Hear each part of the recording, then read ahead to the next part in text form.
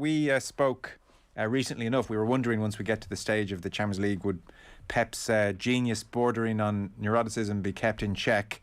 What are you making of this starting 11 this season, or this evening, excuse me?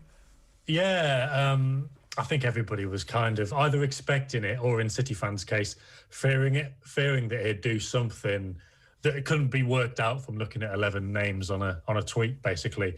And I guess, you know, if he had done something crazy, this talk would absolutely fly by, because we'd be going, oh, is he going to play here? Is he going to play there? But I think to the delight of the City fans, they're pretty happy with what he's picked, and it's pretty much, I wouldn't say the strongest 11, because there's a couple of coin tosses in there in terms of who you can rely upon, but it's pretty much the same as last week. It's pretty much the same as the two last 16 games against Gladbach as well.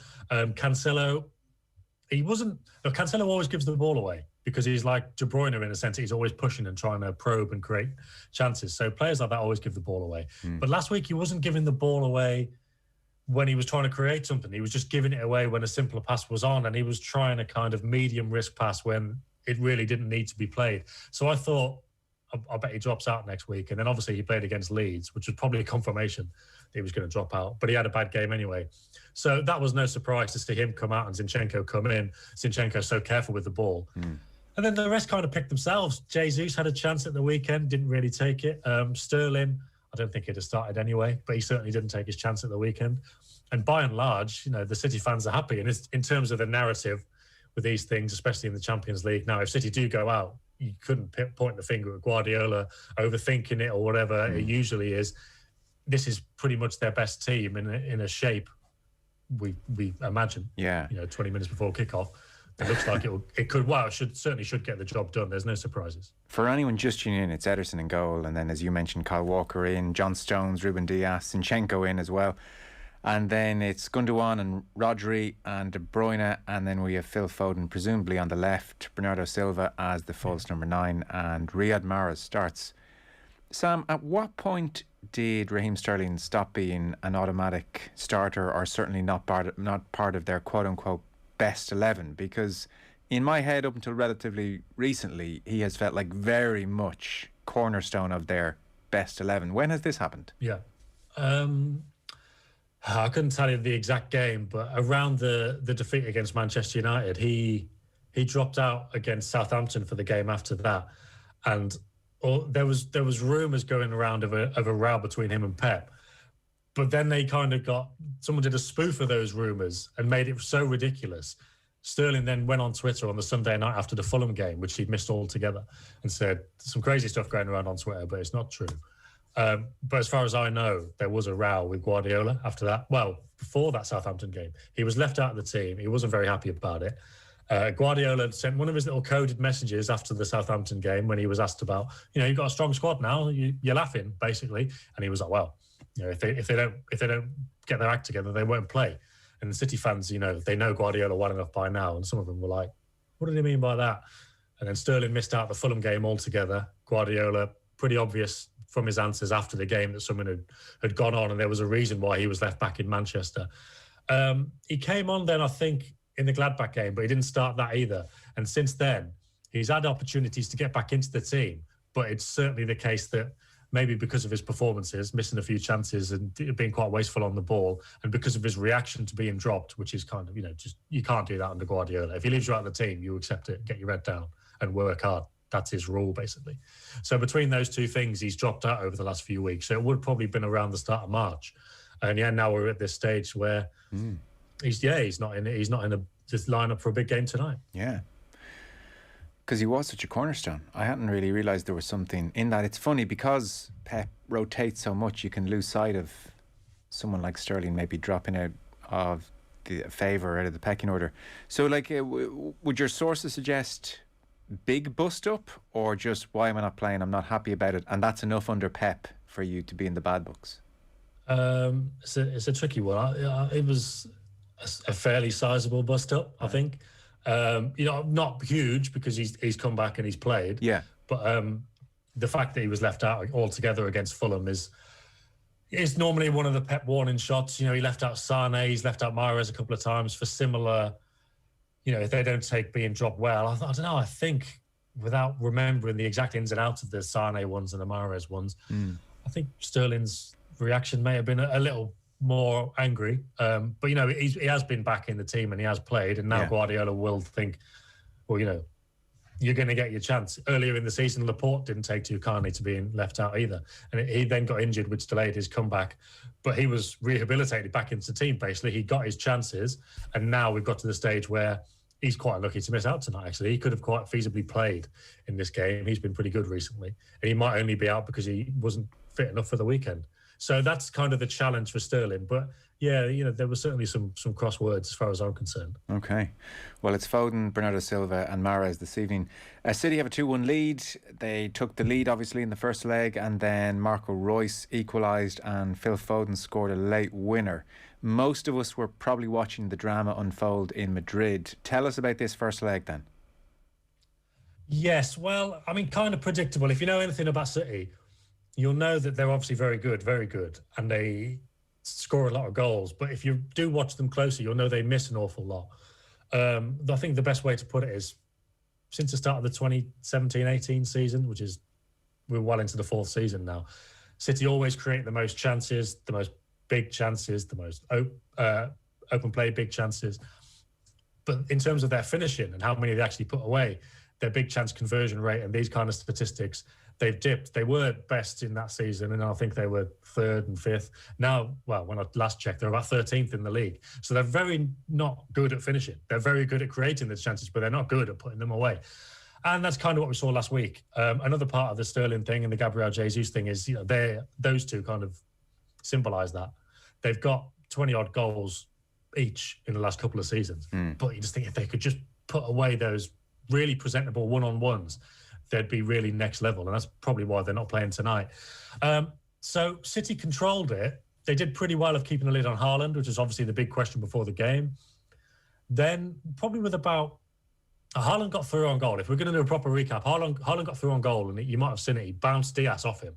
And that was a worry for City. You know, that developing slow motion in everyone's minds, thinking, God, if he's ragdolling Diaz around, then they have got problems. Ederson made the save, and for about 20, 25 minutes, Dortmund barely got in the City half. City completely killed it. They created some really good chances. Foden had 2 or 3 really good chances. They didn't take them, kind of predictably, and then Royce got that kind of half chance, kind of transition kind of move, one-on-one with Ederson, put it away, which again, no surprise to anyone really. City normally win, but when they don't, it's normally that kind of thing, as we saw against Leeds at the weekend. But then City, to their credit, although all the things you'd fear would happen did happen, when they conceded, they didn't go to pieces, they didn't chase the game, they didn't start throwing men forward and leaving too many spaces and concede again, which has happened against Spurs in recent years, happened against Liverpool, Monaco a few years back. They actually went and got the goal themselves. Foden got the goal that his performance deserved, and they won the game. So afterwards, it was definitely a case of there were some concerning elements to that game. But in terms of the positives, the fact that they kept it together after that setback and they went and scored and got the goal that makes tonight's task a little bit easier, that's, you know, speaks to their credit. And it really does set up a really interesting game. But 2-1 with an away goal, it's not a bad result for Dortmund. No, so it is going to be fascinating. Really good result for Dortmund, I think. We've underestimated it just because we assume, well, the better team are 2-1 up and so they'll kick on. But with Haaland there, he can ragdoll a few others, I'm sure. Dortmund are such an interesting club. They're a selling club. They're a wildly successful club. And at the moment, all these players around Haaland are very much the forgotten party in all this talk of where's he going to go. Like, it must be an odd dynamic to be like a big-time club. They've been in the knockout stages 9 of the last 10 seasons of the Champions League. Like, Marco Reus scored in the first leg. Serious players all over the place. And yet there's this giant clock hovering over them all to the moment when they decline massively overnight in one fell swoop of a signature. And yet, I don't know, they seem to be managing okay, but it must be a really weird dynamic that basically we're Team Haaland. Europe knows us as Team Haaland, and we're about to lose Mr. Haaland very, very soon. And I don't know, they seem to cope okay with it. I suppose, but I think what probably separates them from, I don't know, this might be unfair on Monaco, but obviously that Monaco team that knocked City out a few years ago, they had so many good players, didn't they? They had Bernardo Silva, Benjamin Mendy, Fabinho, Bakayoko was doing well, obviously Mbappe, and they just got picked apart. But with Dortmund, obviously they're in the situation now, like you say, they've got Haaland, and I suppose the fear in the boardroom is that he's going to go, and obviously they'll be looking at targets. But it always happens to Dortmund. You know, they know the drill as well, being in the Bundesliga. If it's not going to be Bayern Munich picking off your best players, it'll be somebody abroad. They've all, obviously they lost Lewandowski, and I think that was announced, was it between the two-legged Champions League tie, which was just the biggest killer. Like, they might not have even been expecting it to happen, and then it happened between the two big games against Bayern. So it's not completely uncharted territory for them. They've lost, Gundogan was always kind of expected to get a move. He then got injured, but he did move to City. And Nuri Sahin left. I'm trying to think of the names over the years. Obviously, Goetze left and then came back. It does happen quite a lot, and to their credit, they replaced them very well. Dembele went for huge money, and they replaced him. Would it have been the same year as Sancho? I think it might have been, or maybe they'd already had Sancho in. But it just goes to show, and obviously at the moment they've got people like Gio Reyna and Bellingham, 17, 18 years old. Yeah. They can keep this conveyor belt going. So there's a lot of talk about Mbappe leaving PSG. And if he leaves, then you can imagine the statement they'll make. They might go and get Haaland. They might try and get Harry Kane. They might get Salah. But if Dortmund let Haaland go, they'll probably sign someone for like 14 million euros, and they'll turn out to be great. Right? It can't be a great situation to be in, but at the same time, it's one they're pretty used to by now, and it goes well enough for them. But maybe we're seeing now, of course, with so many young players in the team, they're not sure to finish in the top Champions League places, are they? And they're kind of slipping down to a little bit of touch, stepping stone level again, aren't they? Like, you couldn't really blame Haaland if he did leave. No, they're 2 points. They're not top tier at the moment. No, 2 points out of the top 4 in Germany with 6 rounds left. So that's beginning to teeter a little bit for them. So what are you saying then? Man City tentatively squeaky or comfortable or not even? Honestly, and I know this is such a cop-out, it could genuinely be any one of those three. I can't make my mind up. They've definitely got it in them to be comfortable. And if they do, then although it's PSG next, people will start thinking, City are going to win this. But I just think, recent history, Lyon in particular last year, that's at the back of City fans' mind. I've seen a lot of City fans on Twitter today talking about the reaction if they go out, just from City fans themselves. And it's like, just give yourselves a chance, lads. So there is definitely a lot of pessimism around, and it's hard to get away from that idea that they could concede a goal on the break, or Haaland could just score from 25 yards out from nothing. I'm going to go with the City win. They've definitely got it in them. They're the better team. They have got the advantage. You would imagine they would score at least once, and with that being the case, they should be fine. But yeah, there's certainly a bit of doubt around the City fan base. That's for sure. Sam Lee from The Athletic, always great having you on. Thanks, Sam. Yeah, thanks very much. Cheers. So that's Man City against Dortmund. Obviously, Liverpool hosting Madrid. Both kick off at 8 o'clock. Football on Off the Ball is with thanks to Paddy Power. For information on responsible gambling, visit gamblingcare.ie. We have Andy Dunn and Keith Wood on the way, by the way. Wednesday Night Rugby. Football on Off the Ball with Paddy Power. Who needs Wes when you've got Jack Byrne, who also won't get his game? Gamble responsibly. Gamblingcare.ie.